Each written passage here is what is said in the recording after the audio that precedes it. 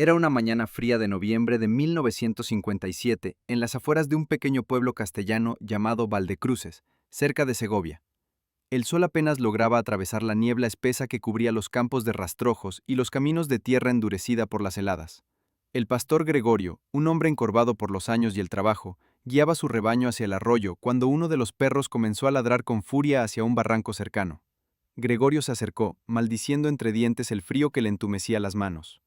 Lo que vio le heló la sangre más que el viento.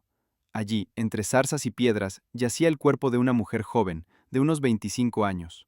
Su falda de lana oscura estaba subida hasta las caderas, el corpiño desgarrado, el cuello amoratado por una marca profunda y uniforme, como si una cuerda hubiera apretado sin piedad. Los ojos abiertos miraban al cielo gris, vacíos. No llevaba zapatos, solo calcetines de lana gruesa, uno de ellos rasgado. Gregorio retrocedió, se santiguó 3 veces y corrió hacia el pueblo gritando que había encontrado a una muerta.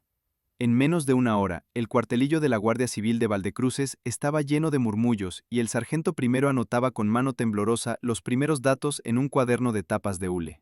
A varios kilómetros de allí, en una casa de adobe y tejas rotas al borde del camino que unía Valdecruces con el siguiente pueblo, vivía Vicente Morales. Tenía 42 años, era viudo desde hacía 7, su mujer había muerto de unas fiebres tras el parto de un niño que no llegó a vivir, y trabajaba como jornalero y pequeño arrendatario de unas tierras que apenas daban para subsistir. Alto, de hombros anchos pero delgados por la mala alimentación, llevaba siempre una boina negra calada hasta las cejas y una barba de varios días que le envejecía el rostro. Sus manos, grandes y callosas, parecían hechas para manejar azada y hocino, pero también para apretar con fuerza cuando la rabia le subía por dentro. Vicente no hablaba mucho.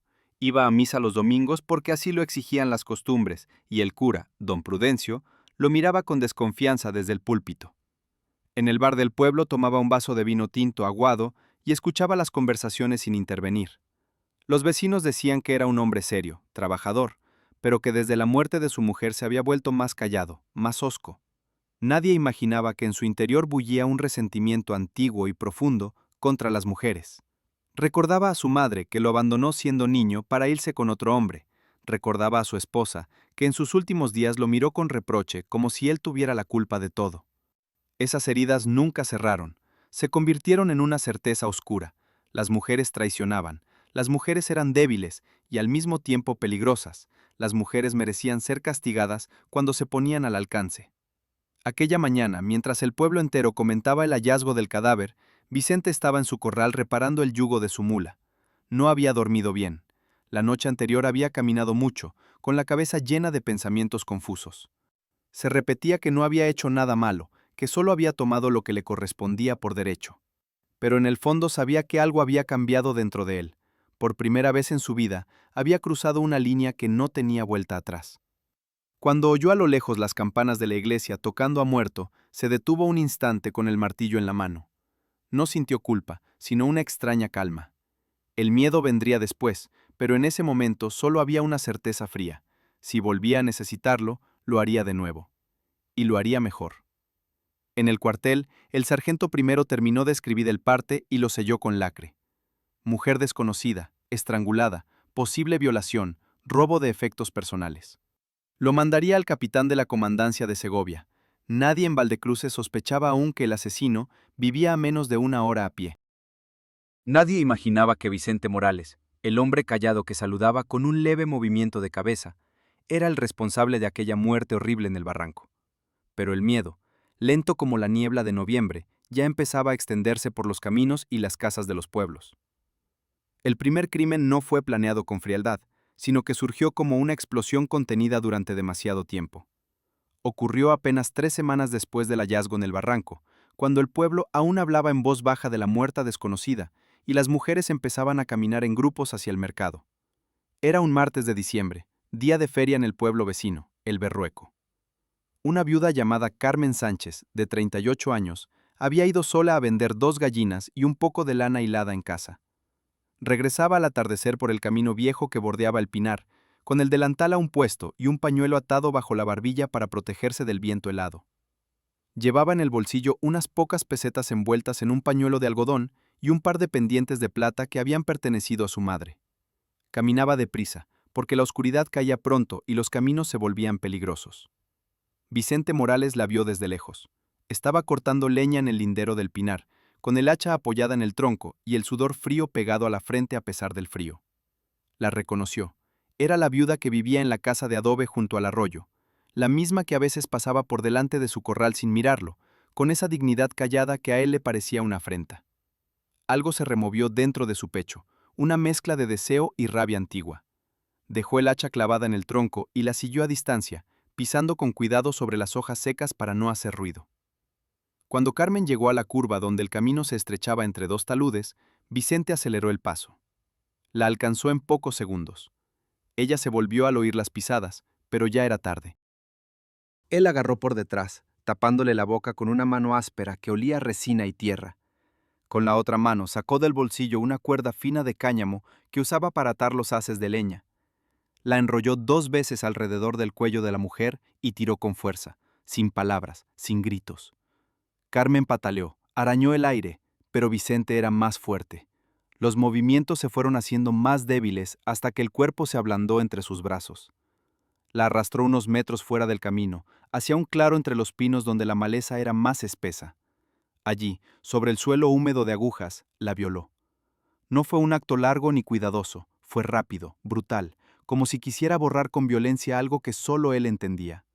Después, mientras el cuerpo aún estaba caliente, registró los bolsillos y se llevó las pesetas, los pendientes y el pañuelo bordado que llevaba al cuello. Lo guardó todo en el bolsillo interior de su chaqueta de pana gastada. Vicente miró alrededor. Nadie había visto nada. El camino estaba desierto. Con la misma cuerda que había usado para estrangularla, ató las manos de Carmen por detrás y la arrastró hasta un pozo viejo abandonado a unos 100 metros, medio tapado por piedras y zarzas. Lo había descubierto años atrás, cuando buscaba agua para las cabras. Era profundo, oscuro, y nadie iba por allí. Empujó el cuerpo con el pie hasta que cayó con un ruido sordo y lejano. Después cubrió la boca del pozo con ramas y tierra suelta. Nadie lo encontraría pronto. Regresó a su casa cuando ya era de noche cerrada. Se lavó las manos en el pilón del corral con agua helada, frotándolas hasta que la piel se enrojeció. Entró en la cocina, encendió el candil de queroseno y se sentó a la mesa con un mendrugo de pan y un poco de chorizo. Comió despacio, en silencio. En su mente repasaba cada momento, la resistencia de la mujer, el ruido de la cuerda al tensarse, el peso del cuerpo al caer en el pozo. No sentía remordimiento, solo una extraña satisfacción, como si hubiera recuperado algo que le habían quitado hacía mucho. Pero también había miedo, miedo a que alguien hubiera visto su silueta en el camino, miedo a que el cuerpo apareciera antes de tiempo. Al día siguiente, Vicente fue al mercado como cualquier otro jornalero. Compró tabaco de liar y 1 litro de aceite con las pesetas robadas. Nadie notó nada extraño en él. En el bar, mientras tomaba su vaso de vino, oyó a 2 hombres hablar de que Carmen Sánchez no había vuelto a casa la noche anterior. Uno dijo que quizás se había quedado en el Berrueco con una prima. El otro se encogió de hombros y pidió otro vino. Vicente escuchó sin mover un músculo de la cara. Por dentro calculaba. El pozo estaba lejos, el camino poco transitado. Pasarían días, quizás semanas, antes de que alguien la buscara de verdad. Y cuando la encontraran, si la encontraban, nadie pensaría en él. Era solo un viudo callado, un hombre que trabajaba de sol a sol y volvía a su casa sin molestar a nadie. Pero en el fondo, sabía que aquello no había terminado. La cuerda seguía en su bolsillo, enrollada con cuidado, y la necesidad, esa hambre oscura que había despertado, no se saciaba con un solo cuerpo. Los meses siguientes transcurrieron en una calma aparente que ocultaba el avance lento pero inexorable de la oscuridad. Vicente Morales no volvió a actuar de inmediato. El invierno de 1957 a 1958 fue duro. Nevadas que cubrían los caminos durante días, el viento que entraba por las rendijas de las casas de adobe y el racionamiento que hacía que hasta el pan escaseara. Él se mantuvo en su rutina, jornales en las fincas de los terratenientes, misa los domingos, algún vaso de vino en el bar donde seguía escuchando sin hablar. Pero por dentro, la necesidad crecía como una herida que no cicatriza. La cuerda seguía guardada en el fondo del cajón de la cocina, enrollada con cuidado junto a los pendientes de plata y el pañuelo bordado de Carmen Sánchez. El segundo crimen llegó en marzo, cuando la nieve ya se había fundido y los campos empezaban a verdear. Una joven jornalera llamada María López, de 22 años, regresaba sola de la siega en una finca cercana a Valdecruces. Llevaba el delantal lleno de migas de pan y una pequeña bolsa de tela con algo de queso y una navaja que usaba para cortar el pan. Caminaba por un sendero entre olivares, tarareando bajito para ahuyentar el miedo que le daba la soledad al atardecer. Vicente la vio desde el alto de la ladera, donde estaba recogiendo leña muerta. La reconoció. Era la hija de un vecino que a veces pasaba por su corral vendiendo huevos. La rabia volvió a subirle por la garganta, mezclada con un deseo que ya no podía controlar. Bajó el sendero sin prisa, como si fuera a cruzarse con ella por casualidad.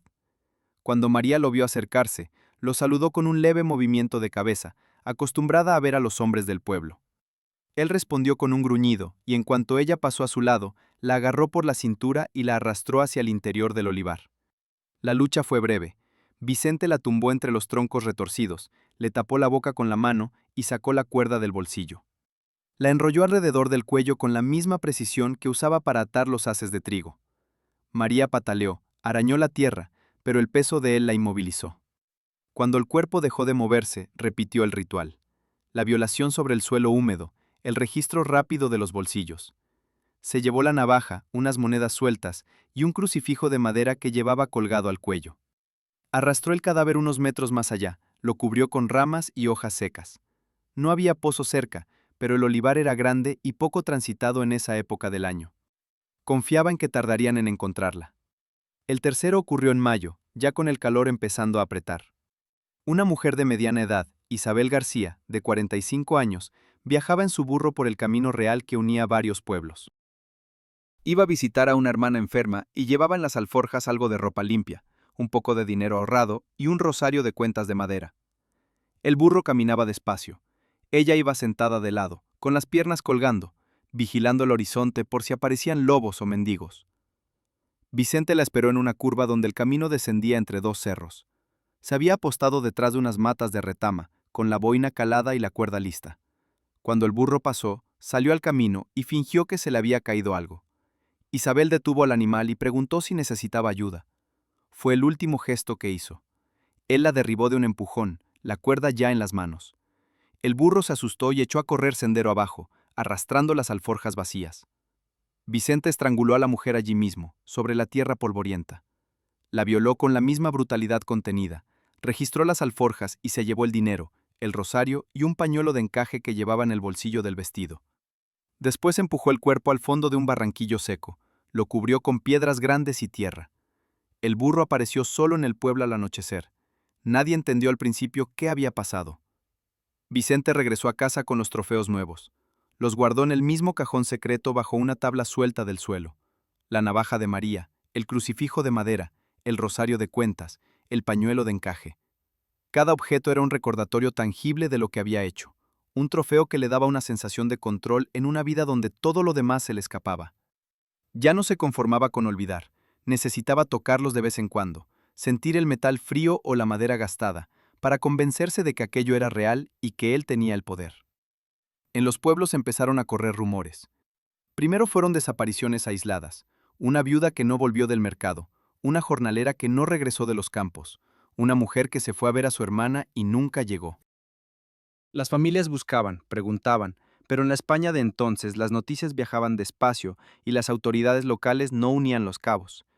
Algunos decían que eran fugas, otras que eran accidentes, pero en las conversaciones al atardecer, junto al fuego de las chimeneas, ya se hablaba de un hombre que acechaba a las mujeres solas en los caminos. Nadie nombraba a Vicente, nadie lo sospechaba aún. Él seguía saludando con un gesto seco, seguía yendo a misa, seguía trabajando como si nada hubiera cambiado. Pero dentro de su cabeza, la cuerda ya no era solo una herramienta, era una extensión de su voluntad, y sabía que pronto volvería a usarla. El cuarto crimen se cometió en pleno verano de 1958, cuando el sol quemaba los campos y el aire olía a tierra seca y a tomillo. La víctima fue una mujer llamada Dolores Ruiz, de 52 años, conocida en los pueblos como la costurera del camino. Vivía sola en una casita de piedra al final de un sendero polvoriento, a las afueras de un caserío cercano a Valdecruces. No tenía familia cercana, su marido había muerto en la guerra y sus hijos se habían ido a Madrid años atrás en busca de trabajo. Se ganaba la vida remendando ropa, cosiendo dobladillos y arreglando cuellos de camisa para los jornaleros y las familias acomodadas. Era una mujer callada, devota, que rezaba el rosario todas las noches a la luz de un candil. Vicente la conocía de vista. Había ido varias veces a su casa con pantalones rotos o camisas deshilachadas, y ella siempre lo atendía con cortesía distante, sin mirarlo mucho a los ojos. Aquella tarde de julio, después de un día de siega agotador, Vicente sintió de nuevo esa pulsión que ya le era familiar. No lo planeó con detalle, simplemente caminó hacia la casa de Dolores cuando el sol empezaba a bajar. Llevaba la cuerda en el bolsillo, como siempre, y un cuchillo pequeño por si acaso. Llamó a la puerta con los nudillos. Dolores abrió, con el dedal aún en el dedo y una aguja entre los labios. Lo reconoció y lo dejó pasar sin sospechar nada. Era cliente habitual. Le pidió que esperara un momento mientras terminaba un dobladillo. Vicente entró en la salita oscura, olió a aceite de lámpara y a tela recién planchada. Mientras ella se inclinaba sobre la mesa cosiendo, él se acercó por detrás en silencio. La cuerda rodeó el cuello antes de que pudiera gritar. Dolores dejó caer la aguja, pataleó contra la silla, pero Vicente tiró con fuerza, apoyando una rodilla en su espalda para inmovilizarla. El cuerpo se relajó en pocos segundos. La violó allí mismo, sobre el suelo de baldosa fría, entre retales de tela y ovillos de hilo. Después registró los cajones. Encontró unas pesetas guardadas en una lata de conserva, un anillo de oro sencillo que había sido de su madre y un broche de plata con forma de flor. Lo guardó todo en su bolsillo. No arrastró el cuerpo lejos. Lo dejó en la salita, cubierto con una manta que había sobre el sofá. Cerró la puerta con llave desde fuera. Dolores siempre dejaba la llave en la cerradura, y se marchó por el sendero como si volviera de un encargo. Nadie lo vio. El caserío estaba casi desierto a esa hora, la gente recogida en las casas por el calor. Al día siguiente, una vecina que llevaba huevos a Dolores llamó a la puerta sin respuesta. Extrañada, miró por la ventana y vio la figura inmóvil bajo la manta. Gritó, corrió al pueblo, y en pocas horas el cuartelillo se llenó de gente. El sargento primero llegó con 2 números y confirmó lo evidente: estrangulamiento, violación, robo. Esta vez el cuerpo no estaba oculto en un pozo ni en un barranco, estaba en su propia casa. El miedo, que hasta entonces había sido un rumor vago, se convirtió en pánico real. En los pueblos empezaron a circular historias. Las mujeres ya no salían solas ni siquiera al pozo. Los hombres acompañaban a sus esposas e hijas al mercado, y los caminos que antes se recorrían sin pensar, ahora se evitaban al atardecer. En la iglesia, don Prudencio dedicó el sermón del domingo a hablar del diablo que acechaba las almas débiles, de la necesidad de rezar y de no caer en la tentación. Algunos decían que era un forastero, un mendigo o un desertor de la guerra que aún rondaba por los montes. Otros murmuraban que podía ser alguien del lugar, alguien que conocía los caminos y las costumbres. Pero nadie pronunciaba el nombre de Vicente Morales. Él, mientras tanto, seguía su vida. Iba a los campos, compraba tabaco en el estanco, saludaba con un gesto seco cuando se cruzaba con alguien. En su casa, bajo la tabla suelta del suelo, el cajón secreto ya estaba casi lleno. Los pendientes de Carmen, la navaja de María, el rosario de Isabel, el anillo y el broche de Dolores. Los sacaba de vez en cuando, los tocaba en la oscuridad de la noche y sentía una mezcla de poder y vacío. Sabía que los rumores crecían, que la Guardia Civil empezaba a hacer preguntas en los pueblos cercanos, pero también sabía que, por ahora, nadie lo miraba con sospecha. Era solo el viudo callado, el jornalero que no molestaba a nadie. Sin embargo, la cuerda seguía en su bolsillo, y aunque intentaba convencerse de que debía parar, de que el riesgo era demasiado grande, la necesidad volvía cada vez que veía a una mujer sola en el camino. Era como una fiebre que no remitía. Y en el fondo, Vicente empezaba a comprender que no podría detenerse hasta que lo detuvieran. Los hallazgos se produjeron de forma escalonada, como si el campo mismo decidiera entregar los secretos que había guardado durante meses. Primero fue María López, la joven jornalera. A finales de abril de 1958, un grupo de niños que buscaban nidos de perdiz en el olivar tropezaron con el cuerpo medio cubierto de ramas. El olor los alertó antes que la vista. Uno de ellos vomitó y corrió al pueblo gritando. Cuando llegó la Guardia Civil, el cadáver ya estaba en avanzado estado de descomposición, pero las marcas en el cuello eran inconfundibles: estrangulamiento con cuerda fina, falda subida, signos de violencia sexual. El sargento primero tomó notas en su cuaderno, ordenó que lo trasladaran al cementerio municipal en una carreta cubierta con una lona. La familia lloró en silencio. Nadie mencionó robo porque María no llevaba nada de valor. Luego, en junio, un pastor encontró el esqueleto de Isabel García en el Barranquillo Seco. El burro había sido recuperado meses antes, pero nadie había relacionado la desaparición con un crimen. Los huesos estaban dispersos por los animales, pero el cráneo conservaba fragmentos de cuero cabelludo y una marca profunda en las vértebras cervicales. Junto al cuerpo aparecieron restos de las alforjas, un trozo de tela rasgada y el rosario de cuentas roto. El capitán de la comandancia de Segovia recibió el informe y empezó a unir cabos. 3 mujeres, 3 estrangulamientos similares, 3 desapariciones en caminos rurales de la misma comarca. No era casualidad. El último cuerpo, el de Dolores Ruiz, fue el que precipitó todo. Encontrado en su propia casa, con la manta encima y la puerta cerrada con llave desde fuera, no dejaba lugar a dudas. El robo era evidente: cajones revueltos, lata de dinero vacía, joyas desaparecidas. La vecina que la descubrió juró que la había visto viva 2 días antes, cosiendo a la luz del candil. El cura don Prudencio ofició un responso apresurado, pero en privado confesó al sargento que aquello olía a maldad humana, no a accidente ni a fuga. La Guardia Civil abrió formalmente el caso en julio de 1958. El capitán de Segovia, un hombre curtido llamado don Emilio Vargas, llegó al cuartelillo de Valdecruces con un maletín de cuero y 2 números más experimentados. No había peritos forenses ni laboratorios avanzados. Todo se hacía con observación directa, interrogatorios y sentido común. Se elaboró un mapa rudimentario de los lugares: el barranco de la primera víctima desconocida, el olivar de María, el barranquillo de Isabel, la casa de Dolores. Los 4 puntos formaban un círculo irregular de unos 15 kilómetros de radio, centrado en torno a Valdecruces y los caseríos cercanos. Se empezó por lo básico: interrogatorios a familiares, vecinos y conocidos de las víctimas. Se preguntaba por hombres solitarios, forasteros, jornaleros con mal carácter. Se anotaban coartadas, horarios, costumbres. En los pueblos, el miedo era palpable. Las mujeres ya no iban solas ni al horno comunal. Los niños eran enviados en pareja a por agua. En las tabernas, los hombres hablaban en voz baja de el estrangulador o el hombre de la cuerda. Algunos proponían patrullas nocturnas con escopetas de caza, pero el capitán Vargas lo prohibió.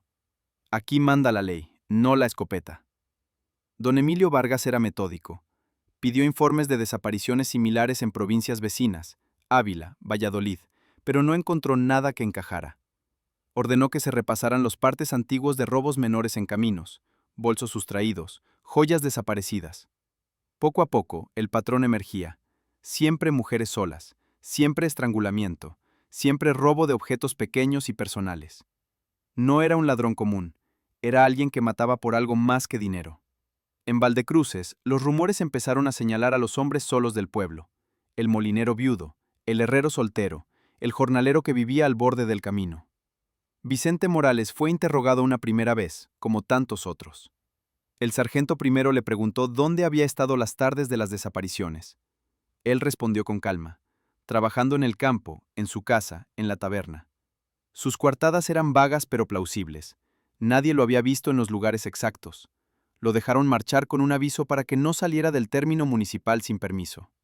Vicente regresó a su casa con el corazón latiéndole fuerte. Sabía que lo habían mirado de cerca, que habían anotado su nombre en un cuaderno. Por primera vez sintió que la red se cerraba, aunque aún estaba lejos. Esa noche sacó los trofeos del cajón secreto y los contempló a la luz del candil: pendientes, navaja, rosario, anillo, broche. Los tocó uno por uno, como si fueran amuletos que pudieran protegerlo, pero en el fondo comprendía que el tiempo se acababa. Mientras tanto, en el cuartelillo, el capitán Vargas trazó una línea en el mapa. Todos los crímenes estaban a menos de 1 hora a pie de Valdecruces. El asesino vive aquí cerca, dijo a sus hombres. Es uno de ellos, hay que apretar. El miedo ya no era un rumor, era una certeza que se extendía por las casas, los caminos y las iglesias, y la Guardia Civil, lenta pero tenaz, empezaba a cerrar el círculo. El capitán Vargas no era hombre de prisas, pero tampoco de paciencia infinita. En agosto de 1958, con el caso ya oficializado y los informes subiendo por la cadena hasta la comandancia provincial, decidió apretar el cerco. Ordenó a sus números que volvieran a los pueblos con preguntas más precisas. ¿Quién había sido visto en los caminos a las horas de las desapariciones? ¿Algún hombre solitario que cambiara de actitud, que evitara las miradas?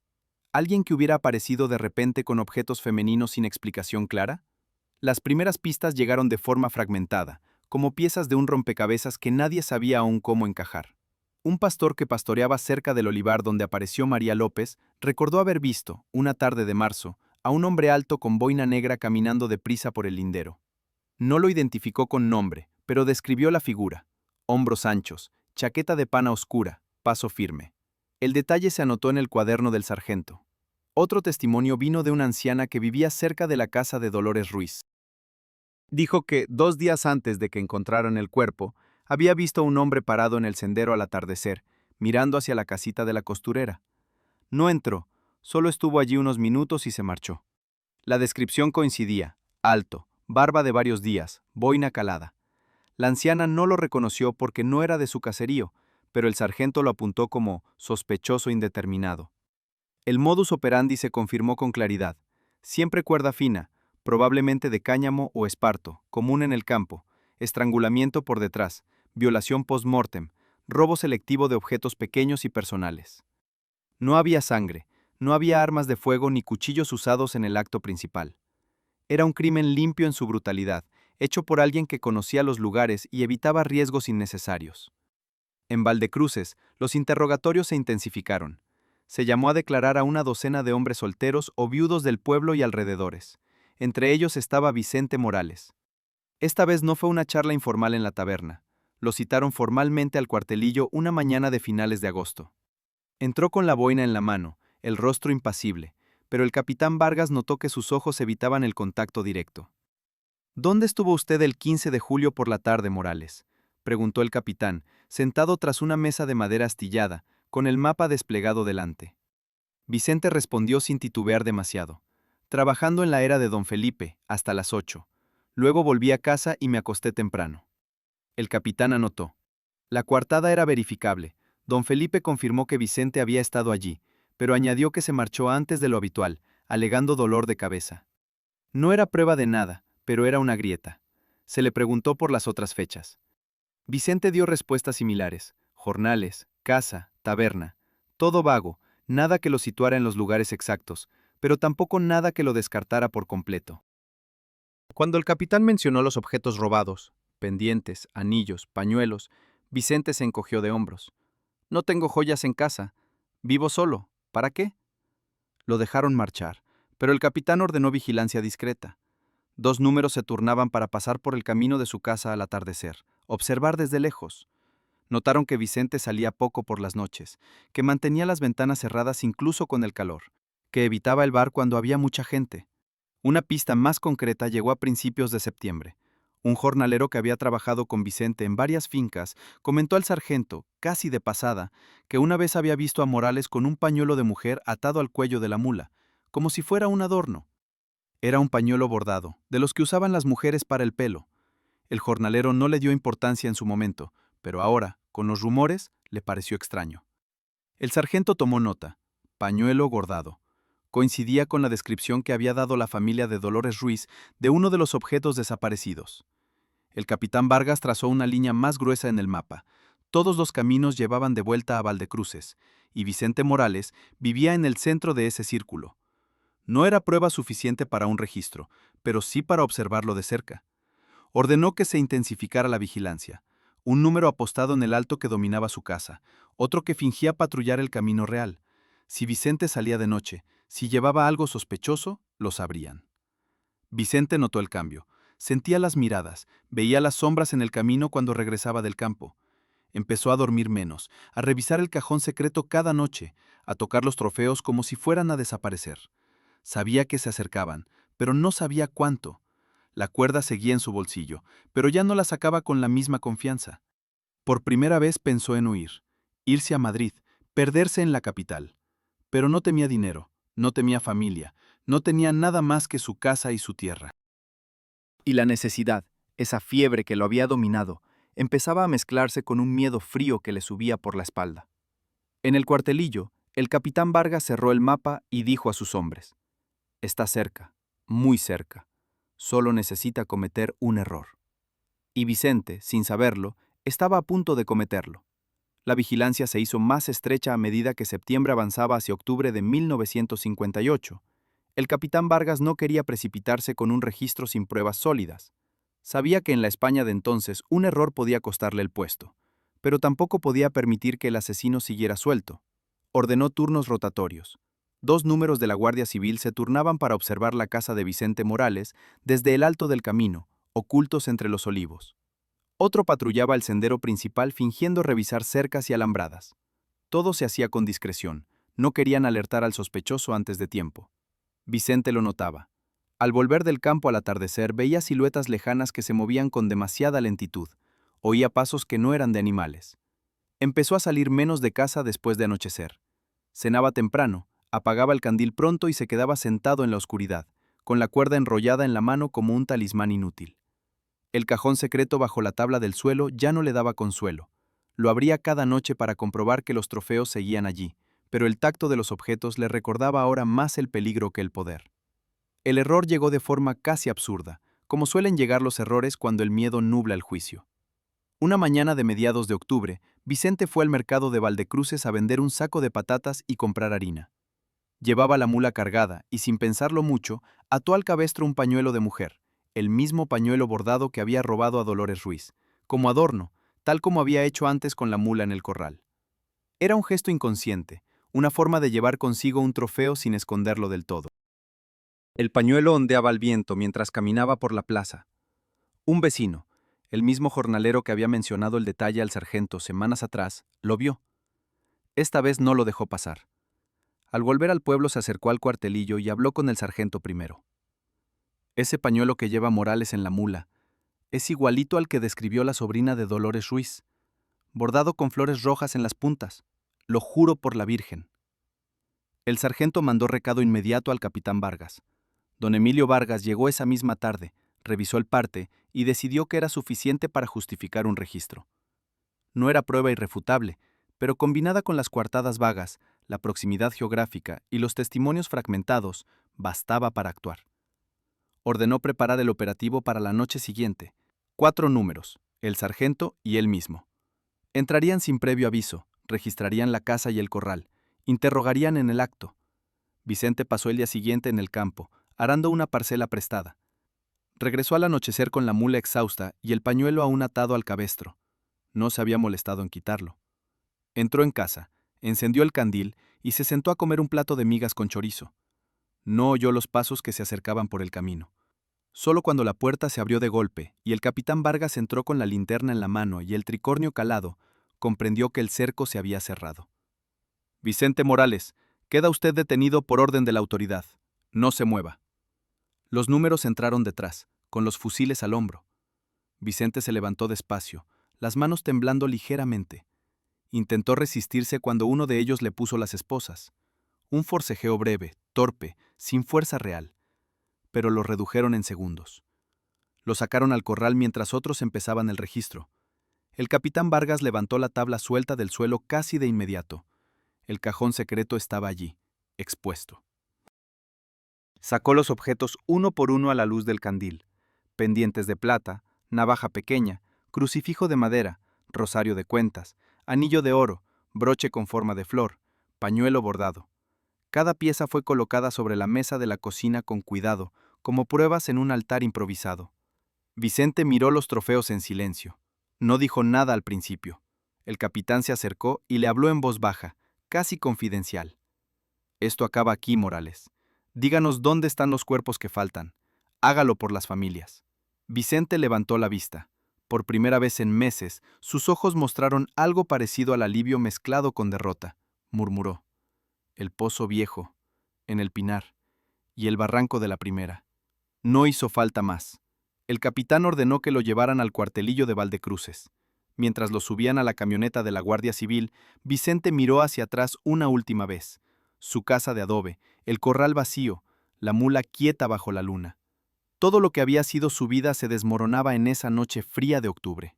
En el cuartel, bajo la luz amarilla de una bombilla desnuda, empezó el interrogatorio formal. Vicente, sentado en una silla de madera con las manos esposadas a la espalda, comenzó a hablar. No con detalle morboso, sino con una resignación plana, como quien recita una lista de jornales cumplidos. Confesó los 4 crímenes confirmados y admitió uno más. La mujer desconocida del barranco, la primera, cuyo nombre nunca supieron.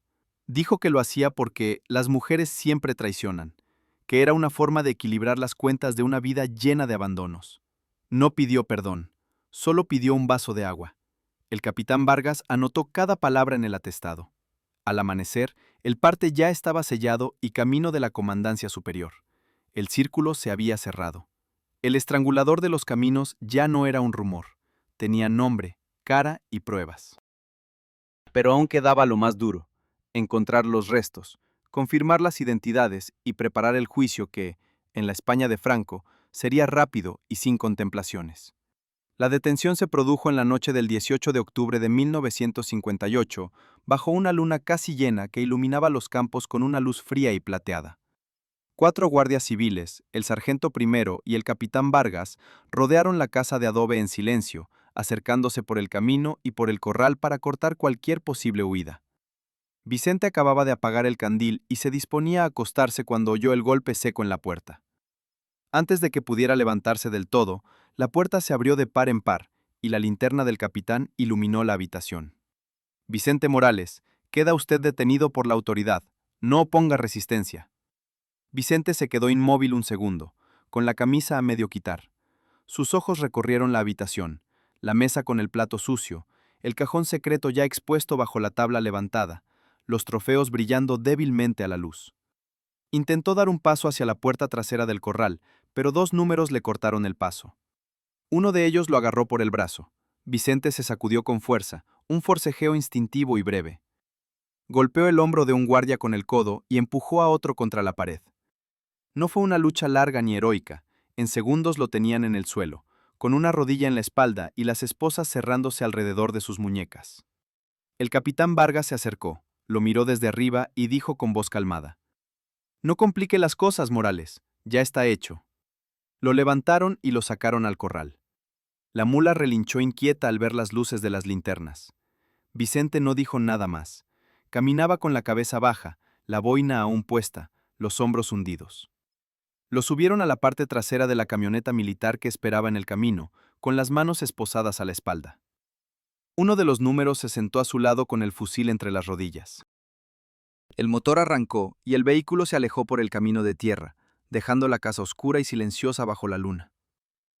En el cuartelillo de Valdecruces lo llevaron directamente a una pequeña habitación sin ventanas, con una mesa, 2 sillas y una bombilla colgando del techo. El capitán Vargas entró solo al principio, cerró la puerta y se sentó frente a él. Quitó las esposas para que pudiera sentarse con comodidad, pero dejó la puerta custodiada por fuera. Encendió un cigarrillo, ofreció uno a Vicente, que lo rechazó con un gesto, y empezó a hablar en tono bajo, casi conversacional. «Tenemos los objetos, Morales, los pendientes de Carmen Sánchez, el anillo de Dolores Ruiz, el rosario de Isabel García. Todo coincide con lo que las familias declararon. No hay escapatoria. Díganos lo que falta. ¿Dónde están los cuerpos que no hemos encontrado aún? Hágalo por ellas». Vicente miró la mesa durante un largo rato. El humo del cigarrillo del capitán subía en espirales hacia la bombilla. Finalmente habló, con voz ronca y plana, sin emoción aparente. «La primera, en el barranco donde la encontró el pastor, la dejé entre las zarzas. La de Carmen, en el pozo viejo del Pinar, el que está medio tapado con piedras. Los otros ya los tienen». El capitán anotó cada palabra en el atestado. Preguntó detalles: cómo las abordó, qué usó para estrangularlas, por qué robaba solo objetos pequeños. Vicente respondió con frases cortas, sin adornos. Dijo que la cuerda era de cáñamo, la misma que usaba para atar los haces de leña. Que las elegía porque iban solas, porque le recordaban a las que lo habían abandonado en su vida. Que después del primer cuerpo sintió que algo se rompía dentro, y que ya no podía parar. No lloró, no pidió clemencia. Solo añadió al final, casi en un susurro: «Era como si tuviera que hacerlo. Para que dejaran de mirarme como si yo no valiera nada». El capitán no respondió. Apagó el cigarrillo en un cenicero de latón y salió de la habitación. Ordenó que trasladaran a Vicente a la celda del fondo, una estancia pequeña con un catre de hierro, un cubo y una ventana enrejada alta. Allí lo dejaron solo hasta el amanecer. Al día siguiente, un equipo de guardias civiles, guiados por la confesión, fue al pozo del Pinar. Con cuerdas y poleas improvisadas, bajaron a uno de los números. En el fondo, entre agua estancada y barro, encontraron los restos de Carmen Sánchez, huesos dispersos, jirones de ropa, el pañuelo que aún llevaba al cuello cuando desapareció. En el barranco de la primera víctima, ya conocida pero sin nombre confirmado, confirmaron que era el mismo lugar. Los restos estaban casi deshechos por el tiempo y los animales, pero las vértebras cervicales mostraban la misma marca profunda de estrangulamiento. El capitán Vargas selló el atestado con todos los detalles: confesión voluntaria, aunque bajo presión implícita, como era habitual, objetos recuperados, localización de cuerpos. Lo mandó a la Comandancia Superior en Segovia, donde se prepararía el traslado a la prisión provincial. Vicente pasó los días siguientes en la celda del cuartelillo, comiendo el rancho que le llevaban en una escudilla de aluminio, durmiendo poco, mirando la pared. No pidió ver a nadie, no escribió cartas. Solo una vez, cuando le llevaron agua, murmuró al guardia: «¿Cuánto tardarán en juzgarme?». El número se encogió de hombros. «No mucho, aquí las cosas van rápidas». Y tenía razón. En la España franquista de 1958, un caso como aquel, 5 mujeres asesinadas, violadas y robadas, no requería largos procesos. El tribunal militar ya se preparaba. La sentencia sería ejemplar, como correspondía a los crímenes que alteraban el orden moral y social del régimen. Vicente Morales, el hombre callado de Valdecruces, ya no era un rumor, era un reo, y el garrote vil esperaba al final del camino. El registro exhaustivo de la casa y el terreno de Vicente Morales comenzó al amanecer del 19 de octubre de 1958, apenas unas horas después de la detención. El capitán Vargas no quiso dejar nada al azar. Mandó llamar a 2 números más de la Comandancia de Segovia y a un perito rudimentario de la Guardia Civil Provincial.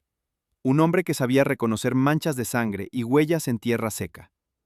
La casa de adobe se convirtió en un escenario de búsqueda meticulosa, iluminada por la luz fría de la mañana que entraba por las ventanas pequeñas. Primero revisaron el interior con detalle. Levantaron todas las tablas del suelo, vaciaron los cajones de la cómoda, desmontaron el jergón del catre. En el cajón secreto ya habían encontrado los trofeos principales: los pendientes de plata de Carmen Sánchez, la navaja de María López, el crucifijo y el rosario de Isabel García, el amillo y el broche de Dolores Ruiz, el pañuelo bordado que había servido de prueba final. Pero había más: jirones de tela que coincidían con los vestidos descritos por las familias, un calcetín de lana gruesa con un agujero característico que la madre de María reconoció al instante cuando se lo mostraron horas después, y una pequeña cruz de madera que la sobrina de Dolores juró haber visto en el pecho de su tía. En el corral buscaron con palas y picos, cavaron bajo el montón de leña seca, removieron la tierra del gallinero abandonado. Encontraron una caja de hojalata oxidada enterrada a poca profundidad.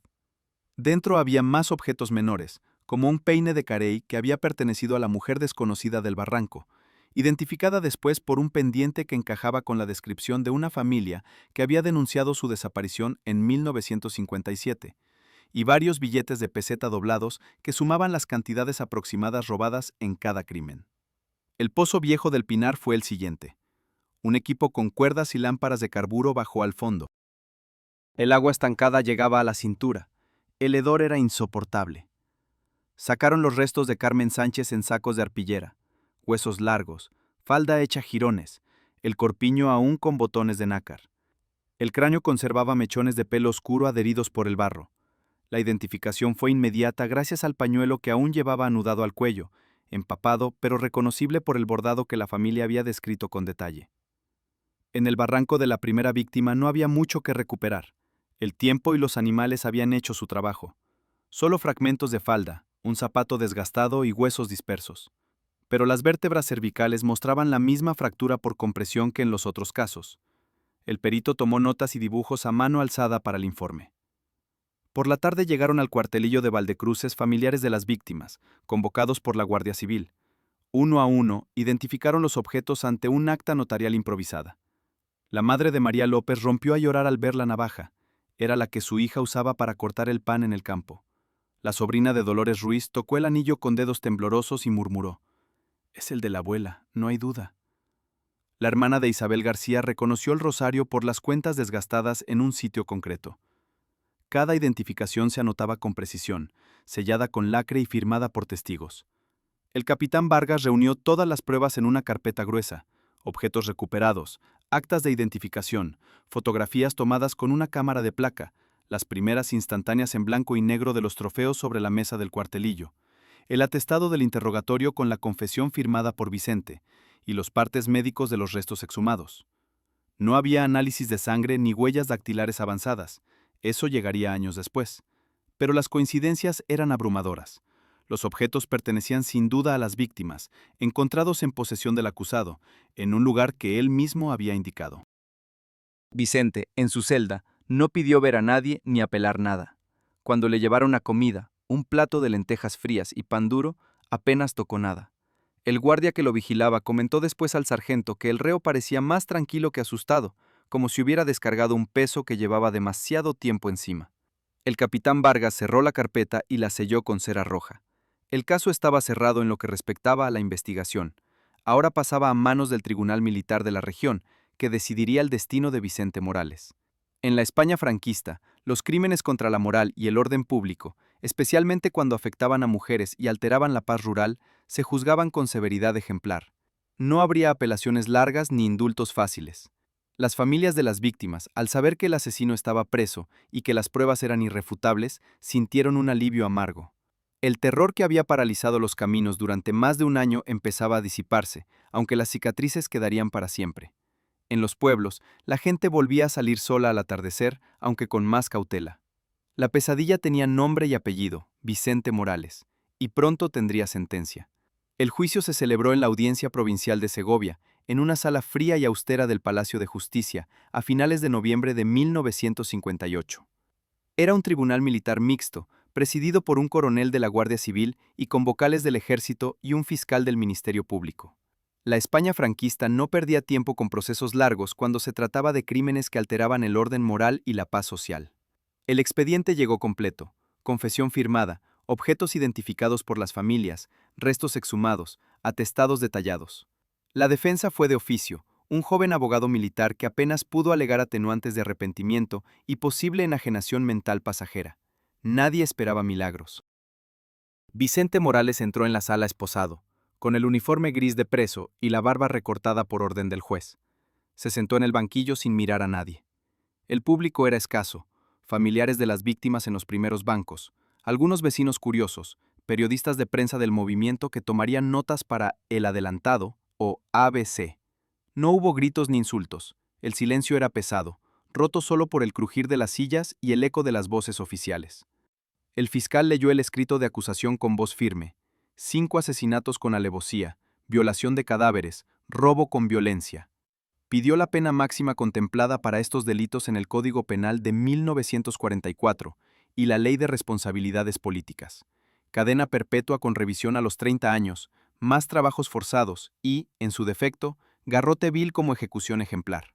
Enumeró cada crimen con fechas, lugares y detalles macabros, sin ahorrar descripciones. Las familias escuchaban con los ojos bajos. Alguna mujer se santiguaba en silencio. El abogado defensor habló poco.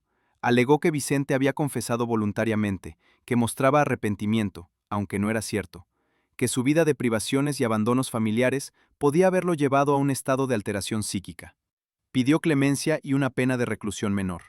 Nadie en la sala pareció convencerse. Vicente fue llamado a declarar. Se levantó despacio, con la voz ronca por el desuso.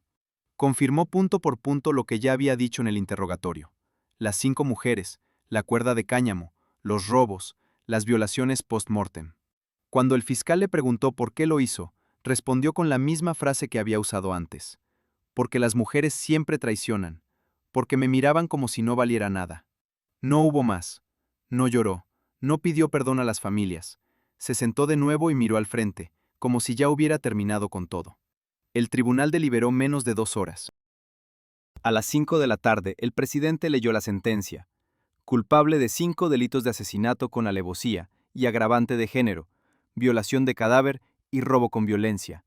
Condenado a 15 años de reclusión mayor en prisión con trabajos forzados y, una vez cumplidos, ejecución por garrote vil. No hubo indulto posible. El régimen no perdonaba delitos que atentaban contra la moral católica y el orden familiar. La sala se vació en silencio. Las familias salieron sin hablar mucho. Algunas se abrazaron en el pasillo, otras lloraron solas en los bancos. Vicente fue conducido de vuelta a la prisión provincial de Segovia, donde cumpliría la pena en el módulo de condenados a muerte. Allí pasó los 15 años en régimen estricto, trabajos en el taller de carpintería, misa obligatoria los domingos, silencio casi permanente. No recibió visitas, nadie vino a verlo. Escribió una carta a su hermana lejana en 1960, pero nunca la envió. El 12 de diciembre de 1973, tras cumplir exactamente los 15 años, lo llevaron al patio interior de la prisión al amanecer. El verdugo, un hombre mayor con manos expertas, ajustó el garrote vil en el poste de madera. Vicente no opuso resistencia. Se sentó en la silla, dejó que le vendaran los ojos y murmuró algo que nadie entendió. Quizás una oración, quizás un último reproche al mundo.